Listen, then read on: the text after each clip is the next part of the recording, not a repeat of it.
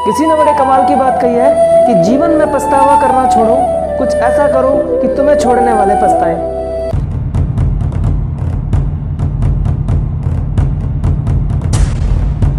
Hello दोस्तों, मैं हूं विनोद सोलंकी, आपका दोस्त। हाजिर हूं फिर एक नई मोटिवेशनल स्टोरी के साथ जो आपके जीवन को परिवर्तन करने में मदद कर सके।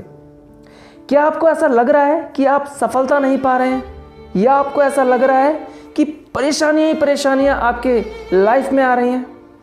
मैं 100% गारंटी के साथ कह सकता हूं कि मेरी ये स्टोरी सुनने के बाद आप कभी अपने आप से ऐसा नहीं कहोगे और अपने जीवन की सारी परेशानियों को एक साइड में रखकर सफलता पाने की कोशिश में लग जाओगे।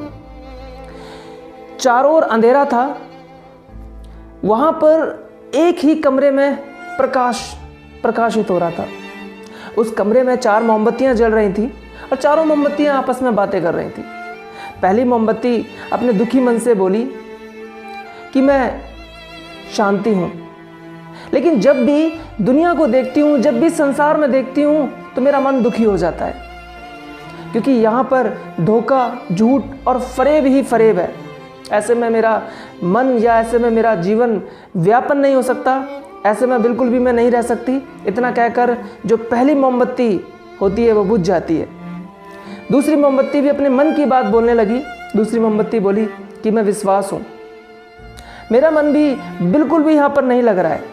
जब देखती हूँ कि यहाँ पर लोग एक दूसरे को झूठ कितना बोलते हैं, एक दूसरे पर विश्वास ही नहीं कर रहे हैं, सभी जगह झूठ का बोलबाला है, तो मेरा वजूद भी धीरे धीरे ख़त्म होता जा रहा है। ये कहकर दूसरी मोमबत्ती भी बुझ जाती है।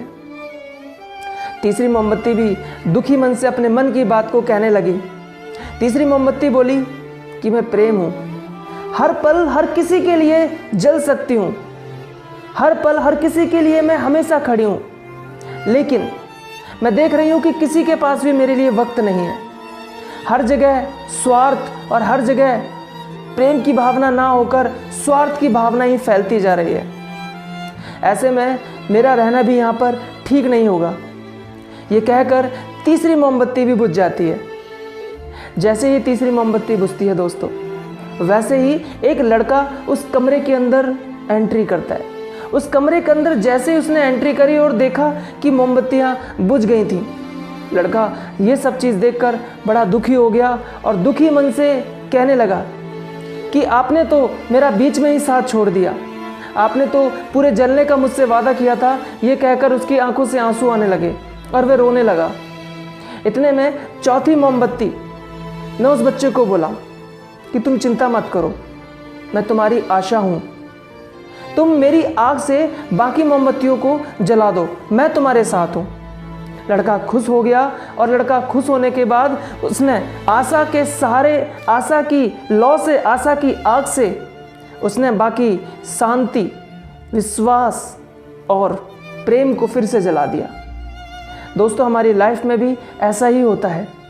जीवन में कई बार ऐसे पल आते हैं, अप्स एंड डाउन आते हैं, जहां हम हार जाते हैं, लेकिन वहां हारना नहीं है, वहां अपने सकारात्मक सोच से अपने जीवन को भी सकारात्मक बनाना है। थैंक यू सो मच दोस्तों, चलता हूं, मिलते हैं फिर एक नई मोटिवेशनल स्टोरी के साथ। जब तक के लिए जय हिंद दोस्तों।